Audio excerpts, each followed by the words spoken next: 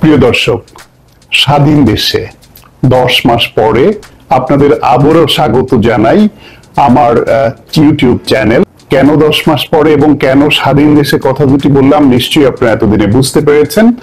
গত বছর 28 অক্টোবরে বিএনপির মিটিংকে কেন্দ্র করে সরকার যে নারকীয় তাণ্ডব চালিয়েছিল তার প্রেক্ষাপটে তারপর থেকে প্রায় 1.5 মাস আমাকে পালিয়ে থাকতে হয়েছিল, চেম্বার করতে পারিনি এবং সেই সময় থেকে বিশেষ মহলের চাপে আমার ইউটিউব চ্যানেলটি বন্ধ রাখতে হয়েছিল। যারা আমার কথা শুনতে চান, পছন্দ করেন, তারা অনেকেই জানতে চেয়েছেন এবং অনুরোধ করেছিলেন আমি আবার এটা কবে শুরু করব। সেই শুরু করার পরিবেশের জন্য অপেক্ষা করছিলাম। এই যে গণ অভ্যুত্থান, একটা প্রকৃত গণ অভ্যুত্থান ছাত্র জনতা মিলে ঘটিয়ে দিল, এর ফলে বাংলাদেশ দ্বিতীয়বারের মতো যে স্বাধীনতা লাভ করলো, সেই স্বাধীনতার সুফল হিসেবে আবার মুক্ত বুদ্ধি চর্চা, মুক্ত কণ্ঠে কথা বলার যে অধিকার ফিরে পেয়েছি, তারই ধারাবাহিকতায় আবার শুরু করছি আমার সেই সায়ন্ত স্টক। আজকে এই যে অভ্যুত্থানটা ঘটলো, এই অভ্যুত্থানটা একটা অভাবনীয় গণ অভ্যুত্থান, ছাত্র জনতার সহ যেটা প্রকৃত গণ অভ্যুত্থান যেটাকে আমরা বলি। বাংলাদেশে এর আগে কখনো এমন অভ্যুত্থান ঘটেনি এবং এই অভ্যুত্থানের ক্ষেত্র প্রস্তুত করেছে একটি দানবীয় স্বৈরশাসক গত 16 বছর ধরে। এর পুরো কৃতিত্ব সেই দানবীয় স্বৈর শাসকের, যারা এদেশের মানুষকে শোষণ করেছে, যারা এদেশের বিভিন্ন মত হলেই তাদেরকে দমন নিপীড়ন করবার জন্য নানান রকমের নৃশংস পথ অবলম্বন করেছে। এইখানে হাজার হাজার মানুষকে তারা গুম করেছে, খুন করেছে, ক্রস ফায়ারে দিয়েছে এবং হামলা, মামলা, নির্যাতন, নিপীড়ন ছিল অকথ্য, সেটা বর্ণনাযোগ্য নয়। গায়েবী মামলা দিয়ে বিরোধী রাজনৈতিক মহলকে পুরোপুরি পর্যুদস্ত এবং বিপর্যস্ত করে রেখেছিল। সেই রকম একটি দানবীয় সরকার, যে সরকারটা কতটা জঘন্য দানবীয় ছিল তার একটি উদাহরণ দিলেই সবাই বুঝবেন, সেটা হচ্ছে আয়নাঘর। আয়নাঘর বানিয়ে তারা সেখানে এই যে যাদের গুম করা হতো তাদেরকে অনেককে সেখানে নিয়ে আটকে রাখা হতো।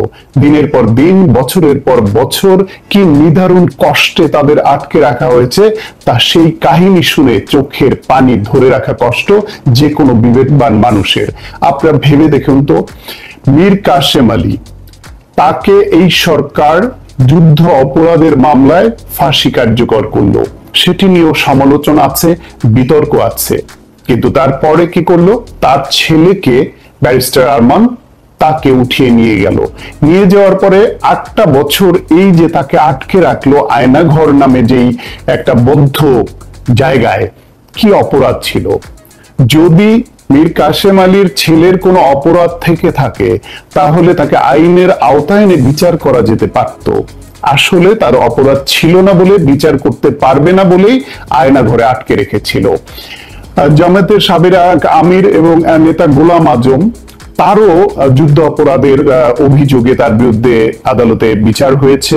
তিনি অসুস্থ এবং বয়স্ক এবং এক পর্যায়ে মৃত্যুবরণ করেন।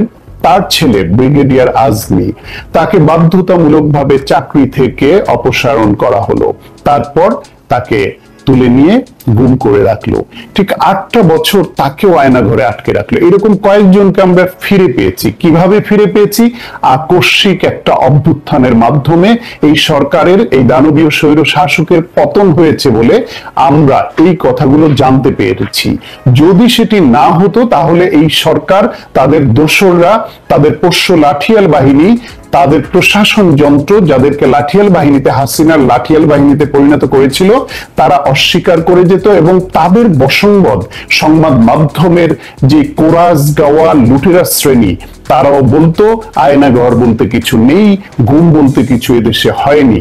সুতরাং এটা বিশ্বাস করাতে আমাদের খুব কঠিন হতো। কিন্তু আন্তর্জাতিক সংবাদ মাধ্যম, মানবাধিকার সংগঠন এবং যারা ন্যূনতম বিবেকবান, তারা কিন্তু ঠিকই বুঝেছিলেন এই সরকারের আমলে তারা 1000-এর উপরে মানুষকে এভাবে গুম করেছে যাদের হদিস আমরা পাইনি। এবং ধারণা করা যায় ইলিয়াস আলীকে যেভাবে হত্যা করা হয়েছে বলে নৃশংস যে ঘটনার বর্ণনা এখন র্যাবের সাবেক অফিসার দিচ্ছেন, সেই রকম ভাবেই কোনো না কোনো ভাবে হয়তো গুম করে তাদের হত্যা করা হয়েছে। সুতরাং এই হত্যার দায় শেখ হাসিনাকে অবশ্যই নিতে হবে। তার সঙ্গে ওবায়দুল কাদের, তার আইনমন্ত্রী আনিসুল হক সহ হাসান মাহমুদ এরকম, কিংবা তথ্য প্রতিমন্ত্রী মোহাম্মদ আরাফাত, যারা যারা এর সঙ্গে হাসিনার খুব কাছের ছিলেন এবং যুক্ত ছিলেন, তাদের সবাইকে অবশ্যই এই হত্যার দায় নিতে হবে, বিচারের আওতায় আনতে হবে। ক্রস ফায়ারে যারা মৃত্যুবরণ করেছেন সেটা তদন্ত সাপেক্ষে বিচারের আওতায় আনতে হবে। হেফাজতের যে 5 মেতে হেফাজতের মিটিং এ সমাবেশে যে তাণ্ডব চালিয়ে রাতের অন্ধকারে শত শত মানুষকে খুন করা হয়েছে, এতিম বাচ্চাদের খুন করা হয়েছে, সেই সব নিয়ে অধিকার, আবিলুর রহমান শুভ্র সাহেব অধিকারের প্রতিষ্ঠাতা, তিনি যে রিপোর্ট দিয়েছেন সেই রিপোর্টের কারণে তাকে পর্যন্ত জেল খাটানো হয়েছে, অধিকার বন্ধ করে দেওয়া হয়েছে, অথচ সেখানে শত শত হত্যাকাণ্ড হয়েছে। কমিশন গঠন করে তারও তদন্ত করতে হবে। বিডিআর হত্যাকাণ্ডের সময় বাংলাদেশের চৌকস সেনা অফিসার এবং বিডিআর অফিসার সহ অসংখ্য মানুষকে হত্যা করা হয়েছে। সেটার সঙ্গে আওয়ামী লীগের নেতা নানক, ঢাকার মেয়র এবং তৎকালীন এমপি ঢাকার ওই ধানমন্ডি এলাকার ব্যারিস্টার ফজলিনুর তাপস, তৎকালীন স্বরাষ্ট্রমন্ত্রী সহ শেখ হাসিনার কি সংশ্লিষ্টতা ছিল তার অনেক ডকুমেন্টস ইতিমধ্যে বের হয়েছে, সেগুলো আমলে আনতে হবে। এই যে এত গুম খুন, এত কিছুর মধ্য দিয়ে বিরোধী দল দমনের মধ্য দিয়ে এগিয়ে আসা এরকম নৃশংস, এবং all the prime ministers main নামে আল জাজিরার যে ডকুমেন্টারি, সেখানে আমরা দেখেছি কিভাবে কতটা নৃশংসভাবে রাষ্ট্রীয় বাহিনী ব্যবহার করে তারা এই বিরোধী দল দমন করেছে। সেই সমস্ত কিছুর যোগফল এক জায়গায় হয়েছিল, এটা একটা পাপের ভান্ডার তৈরি হয়েছিল।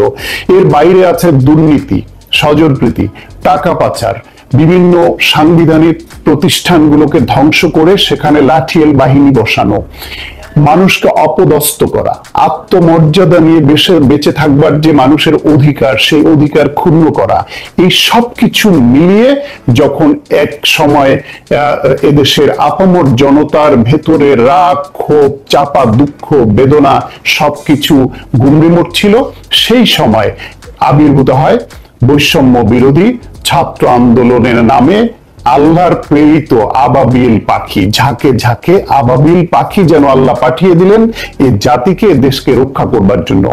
তাদের সঙ্গে যুক্ত হলো বিভিন্ন রাজনৈতিক দল এবং সাধারণ মানুষ, এবং এক পর্যায়ে শেখ হাসিনা পালিয়ে যেতে বাধ্য হলো। এখন এই যে পালিয়ে যেতে বাধ্য হলো, তার দলের সমস্ত নেতাকর্মীকে ফেলে এইরকম নেতা নেত্রীকে এদেশের মানুষ দেখতে চায় না, কিন্তু দেখতে না চাইলেও আমাদের কিছু বিষয়ে সিদ্ধান্ত নিতেই হবে। এই যে আগে উল্লেখ করলাম যে সব হত্যাকাণ্ড, এবং সর্বশেষ এই যে ছাত্র এবং জনতার উপর গুলি চালিয়ে যে গণহত্যা চালানো হলো, এই সব কিছুর বিচার অবশ্যই বিচারের মুখোমুখি করতে হবে শেখ হাসিনা এবং তার সঙ্গের যে রাজনৈতিক নেতাদের নাম বললাম তারা সহ আরো যারা যুক্ত আছে, এবং প্রশাসনের যেসব ব্যক্তিরা শেখ হাসিনার অন্যায্য হুকুমের তামিল করতে গিয়ে হুকুম এইভাবে হত্যাকাণ্ড করেছেন, এগুলি আনতেই হবে। সেজন্য ছাত্ররা মাঠে আসছে, প্রতিবাদে আছে, রাজনৈতিক দলগুলো তাদের সঙ্গে আছে, এবং সরকারে যে একটি অন্তর্বর্তীকালীন সরকার গঠিত হয়েছে তার সদস্য যারা, এদের প্রতি আমাদের আস্থা আছে। ইতিমধ্যে যদিও মাত্রই তারা ক্ষমতা গ্রহণ করেছেন, কিন্তু সর্বশেষ এই ভিডিওতে যখন আপনাদের সঙ্গে কথা বলছি তার কয়েক ঘন্টা আগেই মাত্র 2 জন আলোচিত চরিত্র গ্রেফতার হয়েছে। একজন হচ্ছেন শেখ হাসিনার বেসরকারি শিল্প বিনিয়োগ উদ্যোক্তার যে উপদেষ্টা সালমান এফ রহমান, এই নামে তাকে অনেকে চিনেন না, দরবেশ বললে অনেকে চিনে, সেই দরবেশ। আর তার সঙ্গে আছেন আইনমন্ত্রী আনিসুল হক। এই 2 জন আবার কিন্তু মানিকজোড়। আপনাদের নিশ্চয়ই মনে আছে 2022 সালের ফেব্রুয়ারি মাসে এই 2 জনের একটা ফোন আলাপ ফাঁস হয়েছিল, বড় একটা দুর্নীতির বিষয়ে তাদের অকাট্য প্রমাণ সেই ফোন আলাপে ছিল।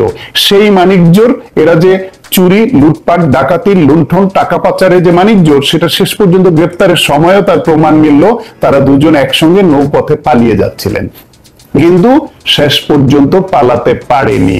তাদের উদ্দেশ্যে দেশের আইন শৃঙ্খলা রক্ষা বাহিনীর যে পরিবর্তিত রূপ, তারা বলে দিয়েছে পালাবি কোথায়। সুতরাং অন্য যারা আছে, এমনকি ছাত্ররা ইতিমধ্যে যে 40 জন সংবাদ মাধ্যমের যারা এই ফ্যাসিবাদী সরকারের তল্পি বাহক এবং প্রচারক, সহযোগী এবং সুবিধাভোগী ছিল, তাদের নাম প্রকাশ করেছে। এই 40 জনের বাইরেও আরো আছে।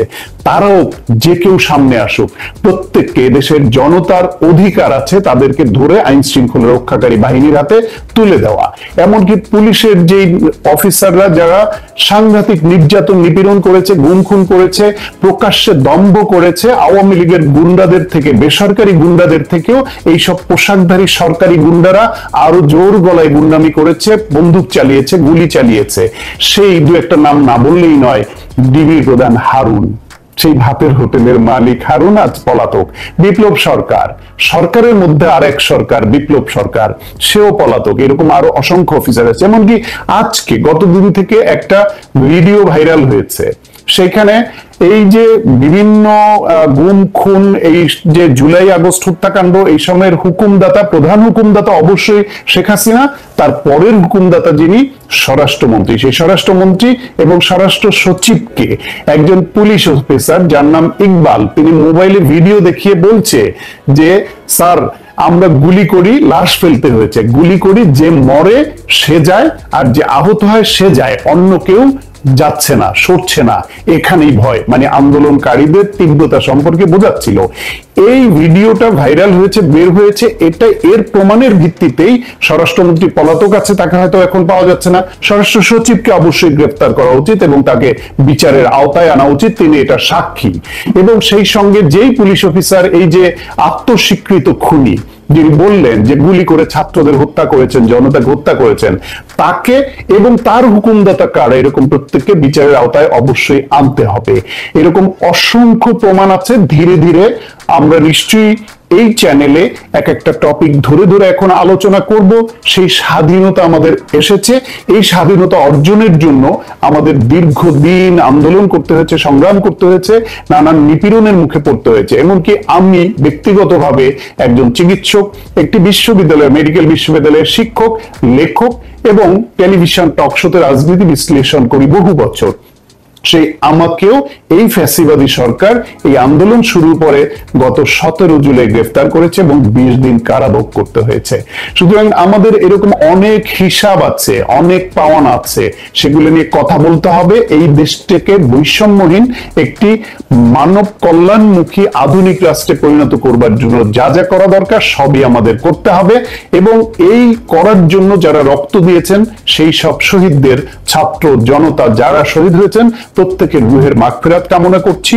এবং যারা আহত হয়েছেন, যাদের মালের ক্ষতি হয়েছে, নানানভাবে ক্ষতিগ্রস্ত হয়েছে, তাদের প্রতি সমবেদনা জানাচ্ছি। এবং বর্তমান যে অন্তর্বর্তীকালীন সরকার, তাদের প্রতি জোর দাবি জানাচ্ছি, যারা দোষী প্রত্যেককে অবশ্যই আইনের আওতায় আনতে হবে, আর্থিক শৃঙ্খলা ফিরিয়ে আনতে হবে, দুর্নীতি দূর করার জন্য যা যা করণীয় করতে হবে, দেশের সংবাদ মাধ্যম যেন কারো লাঠিয়াল হিসেবে ব্যবহৃত না হয় সেটি করতে হবে।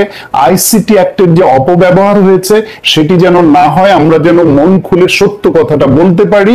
এরকম বহু বিষয় আছে। নিশ্চয়ই পর্যায়ক্রমে প্রত্যেকটা বিষয় নিয়ে আপনাদের সামনে আসব। আজ এ পর্যন্তই। সবার জন্য শুভকামনা থাকলো। স্বাধীন দেশে স্বাধীনভাবে চলবো আমরা, কোনো অন্যায়কে প্রশ্রয় দেব না।